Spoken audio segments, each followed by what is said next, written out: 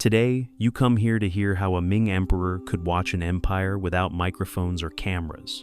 The usual picture is a few ceremonial guards and the occasional spy.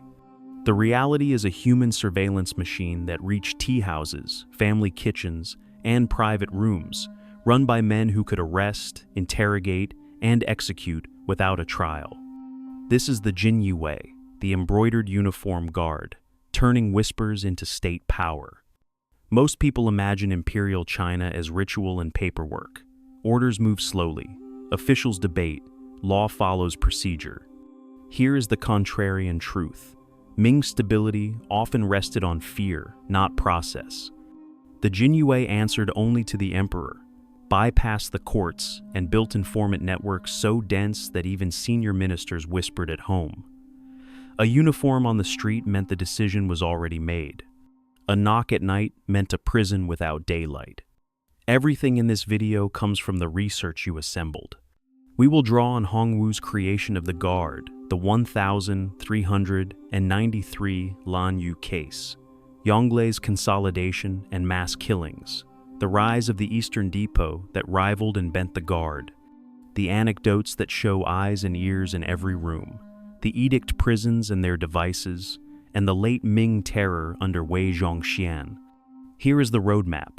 First, purges as governance, where the Guard functioned as a reset button for the bureaucracy.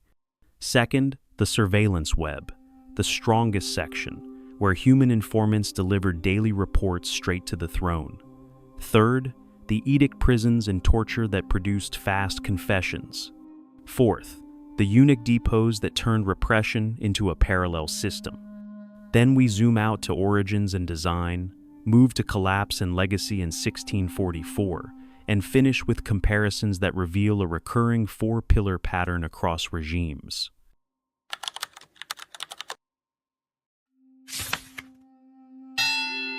The Jinyiwei were designed to move faster than fear itself. Unlike the Ministry of Justice or the Censorate, they answered to no board of review, no code of procedure, and certainly no appeals judge. Their chain of command was one unbroken thread that ran straight to the Dragon Throne. A single lacquered tablet from the Emperor could send uniformed agents racing down the palace corridors and out across the empire. Embroidered spring knives flashing at their belts, arrest warrants already presumed fulfilled. Village storytellers wove the Guard into ghost tales, warning children that disloyal thoughts could sprout claws in the dark. Ordinary citizens, watching from doorways, learned to recognize the smallest details: the saffron-dyed silk, the crimson tassel dangling from a scabbard, the narrow waist plaque stamped with the imperial cipher. Children were warned not to stare. Merchants rehearsed innocent answers in case they were questioned mid-transaction. In memoirs smuggled out decades later, one retired tax assessor wrote that the clatter of a Jinyiwei horse in the lane could empty a market faster than a bandit raid, because a throat could be cut, but an accusation could erase a family.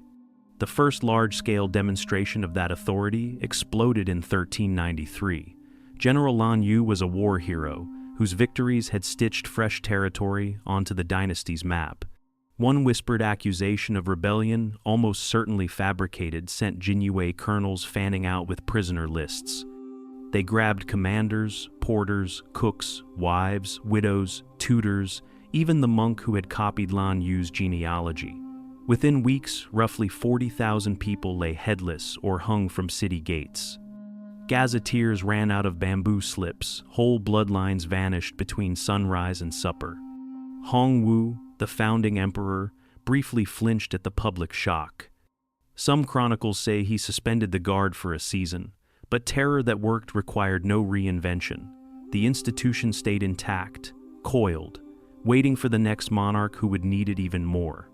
That man was Zhu Di, remembered as the Yongle Emperor.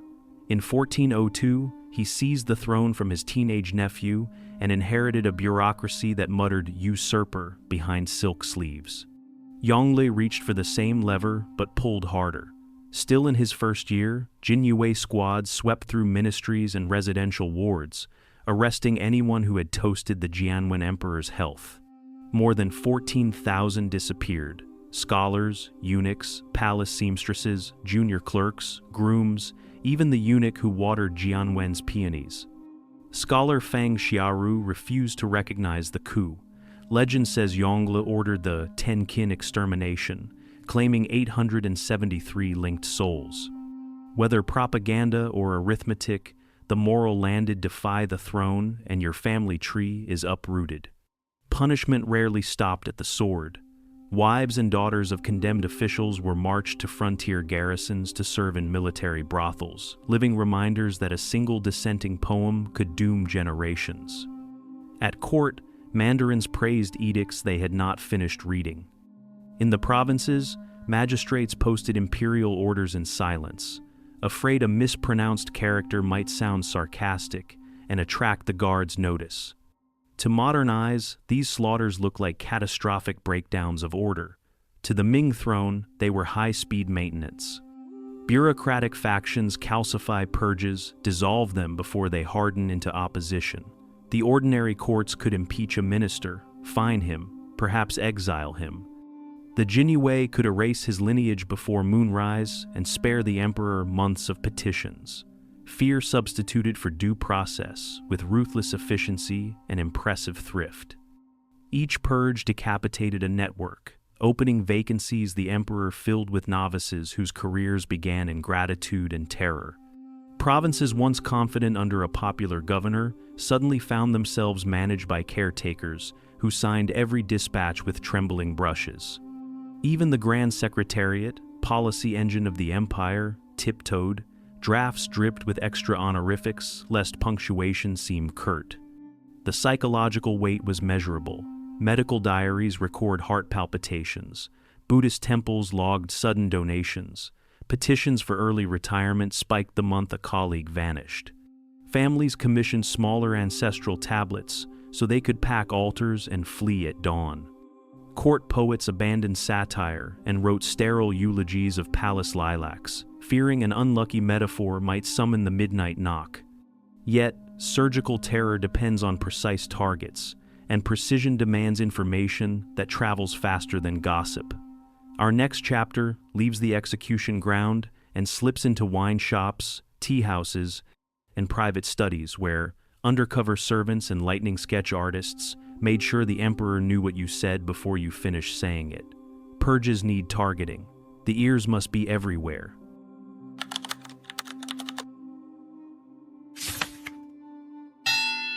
There were no microphones, no telegraphs, no files humming through wires.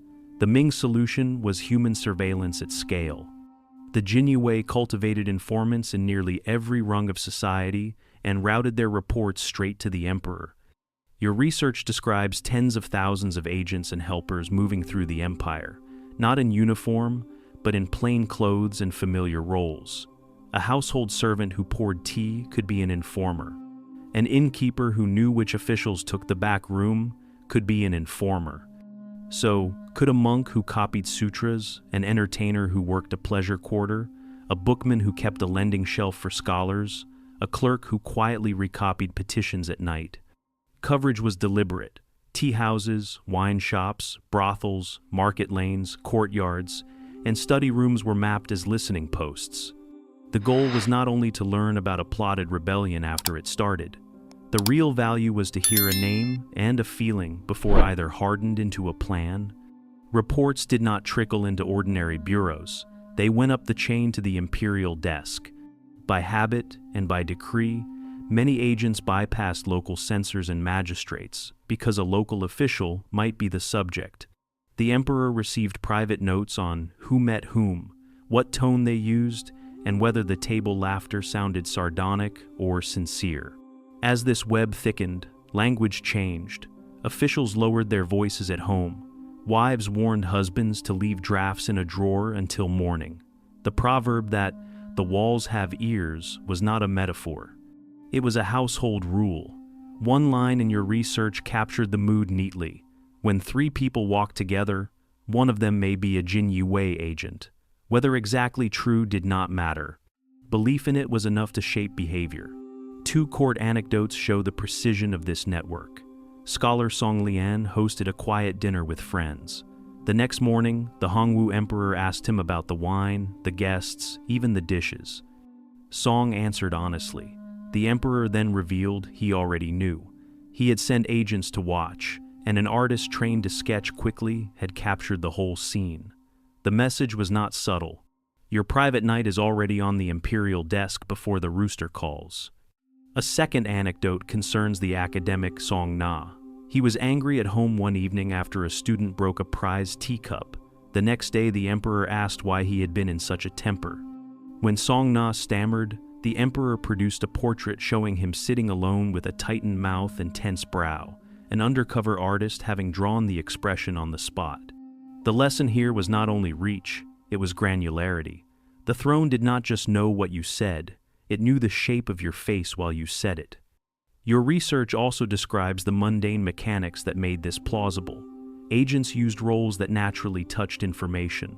Servants knew household rhythms. Innkeepers saw who arrived late and left early. Porters and grooms overheard the first and last words of a visit, while doors were opening and closing. Actors and musicians learned which officials sought out which company after dusk. Monks and scholars heard what men confessed when they felt guilty and clever at the same time. Each piece on its own was small. In the Jinyiwei system, thousands of small pieces turned into daily packets of intelligence. This constant listening created fast feedback. The Hongwu court could test a minister's loyalty by noting the company he kept after a contentious edict. Did he dine with men who frowned at the measure, or with men who praised it, or did he keep to his study in silence? The Yongle court could trace a network by following the path of a poem that circulated in the capital for one evening. Who copied it by hand? Who laughed at the cutting couplet? Who mouthed the lines without ink? The Jinyiwei did not have to prove a conspiracy in the modern sense. The regime worked from a simpler calibration. If your speaking partners formed the wrong pattern, you were a risk. The result was spontaneous denouncing and self-policing. If a clerk heard his colleague complain about a new tax, the safer move was to report it before someone else did. If a servant overheard a minister's wife sigh over the wrong memory, the safer move was to repeat the sigh to a handler. Some informants were paid or promoted. Some cooperated because they feared being named if they did not. In your sources, a memorial notes that officials did not dare speak freely, even in their own homes. That line is both description and instruction. It tells the emperor the climate is working. The network extended far beyond the capital. Provincial towns copied the same pattern. A boatman on a canal could tell an agent that a disgraced officer met a familiar figure at dusk on a reed bank. A temple steward could report that incense purchases surged after an imperial order and specify which families appeared twice in 1 week, a hint that guilt had rippled through that lineage. The Jinyiwei could then send a single uniformed man to stand at a market gate for an hour. He did not have to arrest anyone. His mere presence would change who entered and how loudly they spoke. That small displacement of ordinary courage was part of the design. Your research compares the effect of this saturation to later informant states, though the tools were entirely human. The comparison helps frame the scale, but the Ming practice had its own flavor. An emperor could probe a minister's inner circle without issuing a formal summons. He could praise a man at court in the morning and, later that afternoon, read a private note about how that man rolled his eyes when the praise was repeated at home. In a world without machines, that is a kind of omniscience. A surveillance web like this does 3 things that laws and courts cannot do quickly. First, it produces self-censorship, the cheapest control a ruler can buy. People shape their own speech and even their thoughts to avoid attention, which means the state pays less for punishment. Second, it grants the emperor granular control of personnel. He learns not only who voted for a policy on paper, but who resented it in private, who doubted it in a courtyard, who smirked when it passed. Promotions and removals can be tuned with exquisite subtlety. Third, it prevents factional consolidation. When colleagues suspect each other, alliances remain shallow and short. Networks cannot thicken into real opposition because every conversation might already be on the emperor's desk. There is also a darker efficiency. Information gathered from household rooms turns gossip into evidence, and evidence into a pretext for arrest. Once the Jinyiwei decide your pattern is wrong, the process rarely returns you home. The stories of Song Lian and Song Na show the soft edge of surveillance. Your research shows what happened when the soft edge hardened. Offenders were seized, carried to secret places, and asked to say the words that would complete the file. If they hesitated, the clock started on a different kind of pressure. When the ears choose you, the next stop has no daylight. In the next chapter, we leave the tea house and walk through the iron doors of the edict prisons, where the standing cage, the finger press, and the ankle crusher turn hesitation into confession.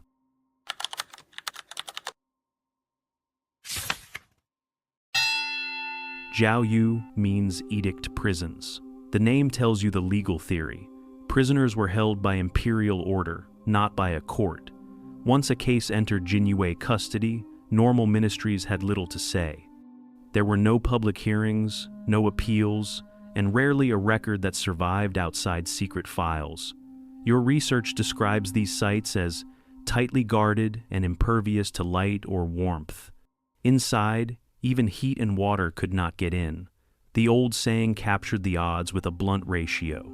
Enter the gate, 9 of 10 do not return.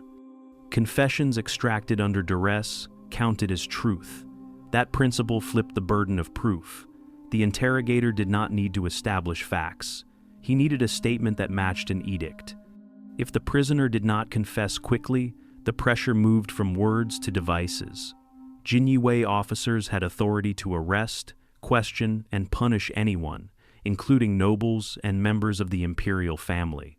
In the Jiaoyu, this authority looked like a fixed sequence. Restraints first, then pain, then paperwork.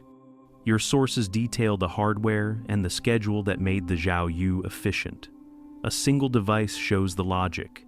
The standing cage was a tall, narrow frame with the neck locked at the top. The prisoner stood on tiptoe, shoulders pulled down by a wooden yoke. He could not sit, kneel, or rest. Within hours, the legs cramped, breathing turned shallow. By the first night, the body shook. Many died of exhaustion or asphyxia. In some cases, families were not allowed to retrieve the body until the original sentence term had elapsed. The corpse remained upright, rotting in place, a message to the living about what defiance cost. Other tools targeted bone and nerve. The leg press, called Jia gun, was a set of boards tightened with rope around the shins and ankles. Interrogators cranked the cords until bones splintered and joints popped. The finger press, called zanzi, trapped fingers between sticks or wedges and drew them together until nails lifted and phalanges cracked. These two implements were efficient in two ways. They were simple to apply, so junior jailers could operate them, and they produced injuries that told a clear story to the next prisoner in the line.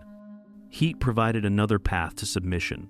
The so-called red-hot embroidered shoes were iron shoes heated over a brazier and forced onto bare feet. Skin charred, tendons shrank, and the victim's ability to stand or flee was destroyed for months, sometimes forever. Your research notes more extreme punishments linked to eunuch terror as well, including flaying under the Eastern Depot.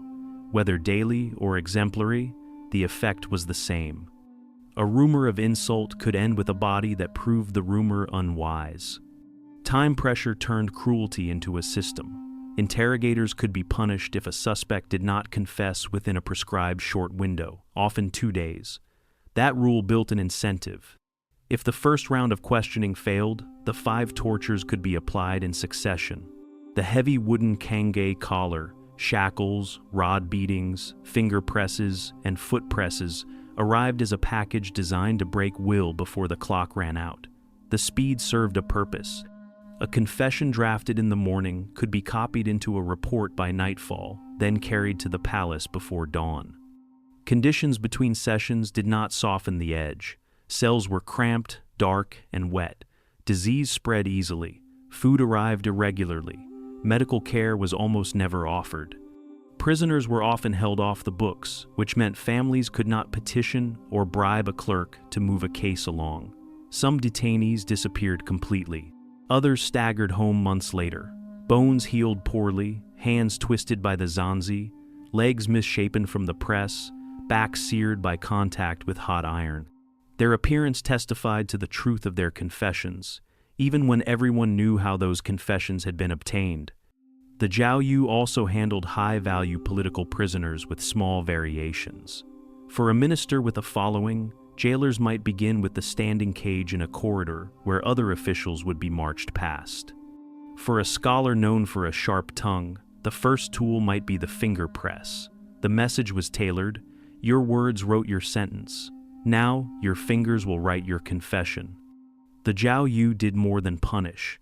They created a pipeline that converted suspicion into certified guilt. Start with a tip from the surveillance web. Add an arrest order. Place the suspect in a room engineered for pain. Apply devices under a ticking clock. Produce a signed statement. File it as evidence. Each step is simple. Together, they form an administrative machine that makes opposition look like crime and fear look like order. Incentives did the rest. Since officers could be disciplined for failure to extract a confession quickly, restraint became irrational. A gentle interrogator risked his career. A fast one earned advancement. This pushed the system toward maximum pressure at minimum cost. Physical tools were cheap, training was basic, and the threat of the standing cage could break a man before a rope was tied. The emperor received results with speed that no civil court could match. The Jiaoyu also performed for an audience outside its walls. Officials learned that guilt could be manufactured overnight. Families learned that petitions were useless once a case left ordinary jurisdiction. Servants learned to guard their speech. The broader society learned to doubt what it could not see, then learned to fear what it imagined. In that sense, the prisons multiplied the power of the surveillance web. Whispered rumors gained weight because everyone knew where rumors could end. Finally, the edict prisons legitimized purges after the fact. When a list of names had to become a list of criminals, the Jiaoyu provided both statements and bodies. A purge could be framed as the tidy conclusion to a set of confessions. The court record, however thin, now showed order restored. The law had not been followed. It had been retrofitted. The Jinyiwei were the sharpest tool in the emperor's hand, but they were not the only one. Another engine of fear rose beside them, run by court eunuchs and empowered to supervise or even command the guard. Next, we enter the world of the depots and the factory guard system, where overlapping jurisdictions turned repression into a competition.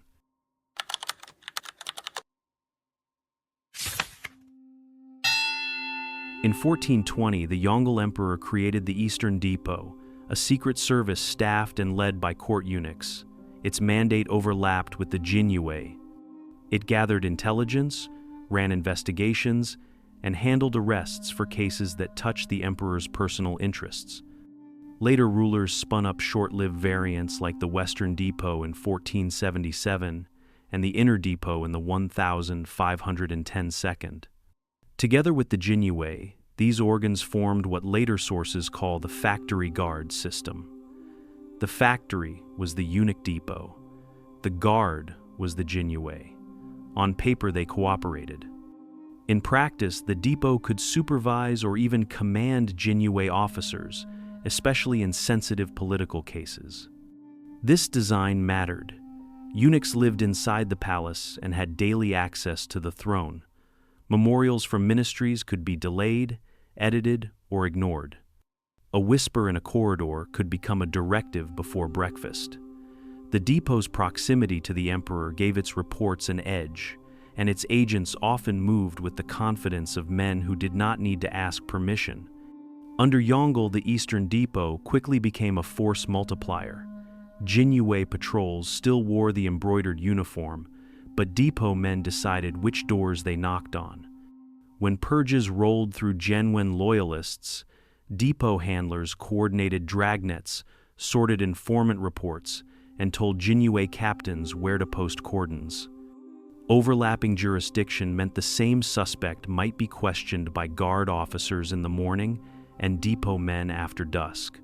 Files were shared upward, not outward. The throne saw everything.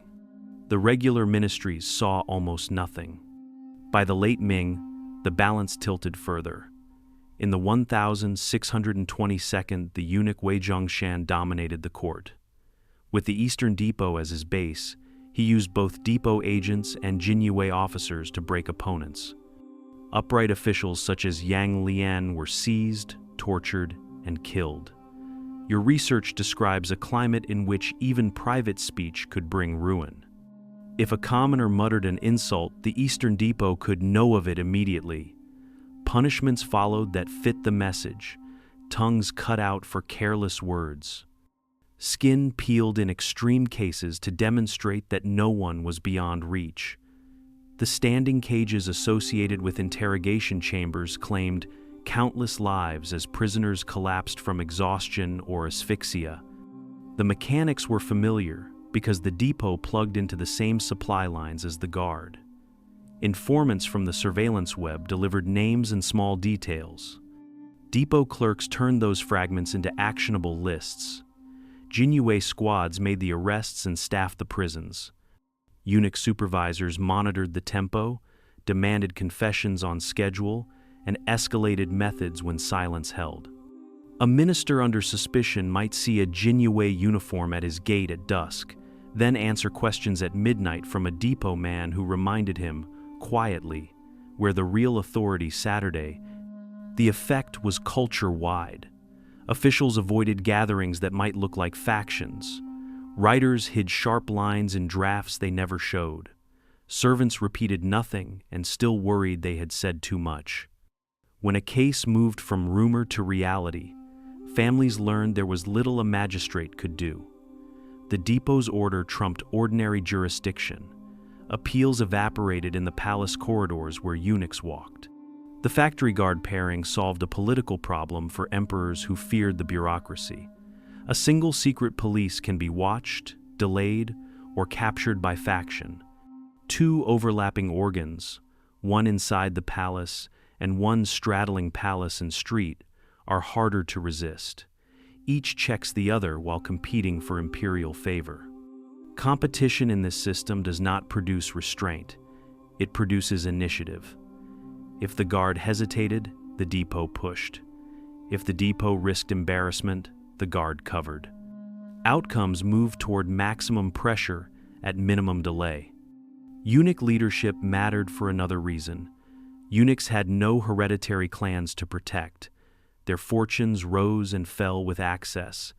That made loyalty intensely personal and made cruelty a rational signal. A depot chief who delivered fast results proved himself indispensable. A Jinyiwei commander who matched the depot's speed survived. Promotions and purges alike became performance reviews. The message to the wider state was simple. Law still existed, but only where it did not conflict with palace will. The depot's presence inside the Forbidden City meant that investigations could be born, steered, and concluded without the slow friction of ministries. The guard's presence outside meant that orders turned into arrests before opponents could organize. Together, they transformed repression from a periodic event into a standing capability. The late Ming shows the endpoint. Under Wei Zhongshan, terror became predictable and therefore efficient. People adjusted their speech patterns, their visits, their reading habits. Self-censorship lowered the cost of surveillance. Secret prisons lowered the cost of trials. The depot's power to supervise the guard lowered the cost of coordination. A ruler with these tools could recalibrate the elite repeatedly without convening a court. To see why this pairing worked so well, we need to rewind. The Jinyiwei began as a bodyguard unit and became a state within a state because of choices made at the start. Uniforms that signaled finality. A direct line to the throne. A culture of speed over procedure. Rewind to the DNA that made the guard so adaptable and feared.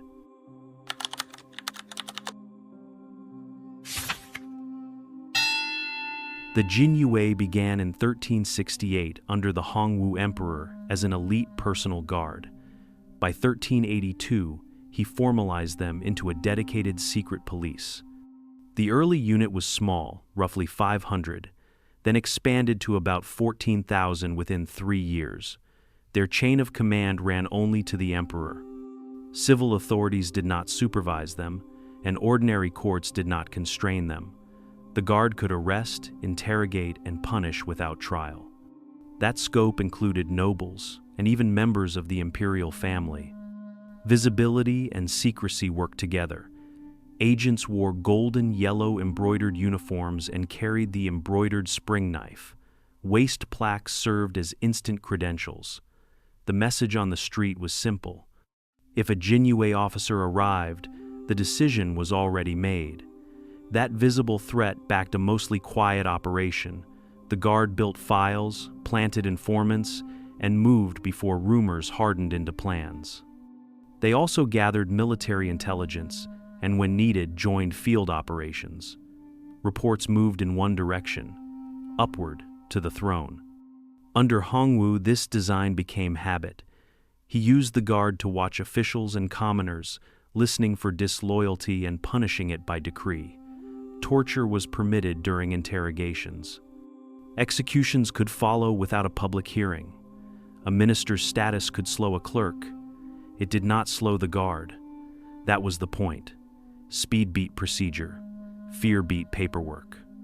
The symbols mattered. The color, the knife, the plaque, the title, embroidered uniform guard. Each element told observers that Imperial will traveled faster than legal process. The guard's name spread through markets and courts until it meant more than a unit.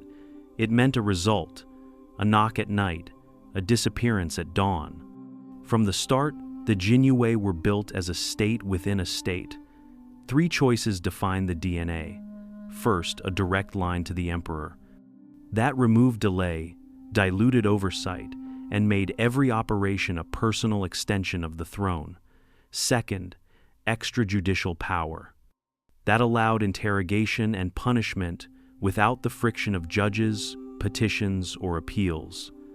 Third, a paired strategy of spectacle and secrecy. Uniforms and knives created instant compliance in public. Clandestine files and informants created compliance in private. Together they produced a rhythm that later emperors could use at scale. Pick a target, arrive in uniform, move the person into an edict prison. Produce a confession under pressure. File the case as settled. This origin also explains the guard's adaptability. When Yongle needed to consolidate a usurped throne, the same design delivered faster purges. When the Eastern Depot appeared inside the palace, the same design meshed with a second organ that had even closer access. When late Ming eunuchs wanted to supervise the guard, the lack of legal walls made supervision simple. An institution built for speed and fear can be steered by whoever stands nearest to the emperor. The psychological effect began here as well. A direct reporting line taught rulers to expect intimate details about their officials. That encouraged more listening and more intervention. Officials adjusted to survive. They spoke less, hosted fewer dinners, edited their own drafts for tone. Families learned that silence was safer than law. Even the most efficient fear engine needs a stable roof. When the center fails, the chain breaks. Next, we watch what happened in 1644, why the guard dissolved with the dynasty, and how the name Jinyiwei kept its power in memory long after the uniforms were gone.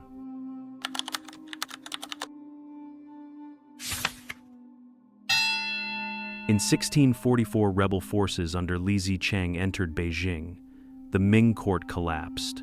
With the imperial center gone, the Jinyiwei's single line of authority snapped. Their power came from the emperor's edict, not from law or ministry. Once the throne fell, their orders had no source. The guard disbanded with the dynasty's fall. Some officers fled or hid their insignia. A few followed southern Ming pretenders and tried to keep the brand alive for a short time, but without the capital and the daily channel to the ruler, the institution could not function. The edict prisons were abandoned or taken over by new powers. Informant chains broke as handlers vanished. Files lost value when no one at the top would read them. Where the guard had once arrived in bright uniform to signal a final decision, local militias and rebel authorities now controlled the streets. In the months that followed, people who had been watched or punished tried to erase traces of involvement. Households burned letters, destroyed sketches, and removed plaques. Survivors of the Zhao Yu limped home and closed their doors. Officials who had cooperated with depot or guard agents learned that the new order had its own lists. The same skills that made the system efficient now made it fragile. A direct pipeline to one person fails when that person is gone. The institution died with the state, the memory did not. Jinyiwei became shorthand for terror that wears a uniform. The stories that traveled were not about administrative charts, but about lived fear. The knock at night, the standing cage, the sketch that proved you were seen. In later writing, the name marked any power that bypassed courts and prized speed over justice. The pattern did not end in Beijing. Versions of the same toolkit appear in other times and places. Next, we zoom out and compare the 4 pillars across regimes to see how human networks can rival technology when fear is credible.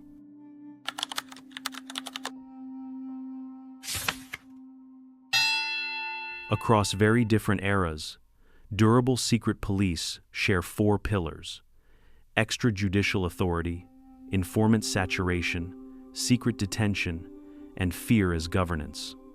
Your research places the Jinyiwei firmly in this set. Seeing the pattern clarifies what is unique to Ming China and what is universal to autocracy. Oprichniki, Russia, Ivan IV. Personal police who answered only to the Tsar. They purged suspected traitors, staged public terrors like Novgorod, and used torture and executions without ordinary courts. Informants and mounted patrols mapped rumor into arrests. Result: fast faction, breaking through visible cruelty. Gestapo, Nazi Germany. Legal exceptions became the rule. Protective custody replaced trials. Night arrests, torture, and disappearances fed a climate where neighbors denounced neighbors. The bureaucracy collected tips the way the Jinyiwei collected notes from tea houses and homes. Result: mass self-censorship and rapid neutralization of dissent. Stasi, East Germany. Technology helped, but the cornerstone was human networks. Officers and vast numbers of informants penetrated workplaces, schools, and families. Psychological pressure often replaced overt bloodshed, yet the effect was similar. People shaped speech and habits to fit a surveillance state. Result: compliance at low cost through mistrust. Ming China reached modern outcomes without machines. The Jinyiwei's direct line to the throne supplied extrajudicial force. The informant web saturated society. The Zhao Yu provided secret detention and torture. Fear turned into a management tool that reset elites and deterred opposition. The details differ by time and ideology, but the 4 pillars recur because they are efficient when rulers value speed over law.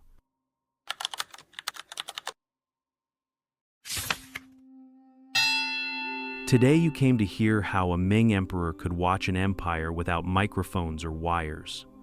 The expectation was ceremonial guards and rare espionage. The reality was a human surveillance machine. The Jinyiwei answered only to the throne, bypassed courts, and used fear as policy. We saw how purges worked as governance. The Lan Yu case under Hongwu, then Yonggle's consolidation with thousands executed, showed speed over law. We followed the surveillance web into tea houses, homes, and private studies, where servants, innkeepers, monks, and even quick sketch artists turned daily life into reports for the imperial desk. We walked through the edict prisons, where the standing cage, finger and ankle presses, and red-hot shoes turned hesitation into confession on a fixed clock. We watched the Eastern Depot rise, supervise, and sometimes command the guard, turning repression into a parallel system. We zoomed out to origins, then to collapse in 1644, when the center fell and the Guard's single line of authority snapped. Finally, we compared the pattern with other regimes to see what is universal. Use this to spot a secret police state in any era. First, extrajudicial authority. Someone can arrest and punish outside normal courts. Second, informant saturation. Ordinary spaces are mapped as listening posts. Third, secret detention. Prisons or sites that operate off the books with torture or coercion that manufactures confession. Fourth, fear as governance. Self-censorship becomes the cheapest form of control, and purges reset elites on demand.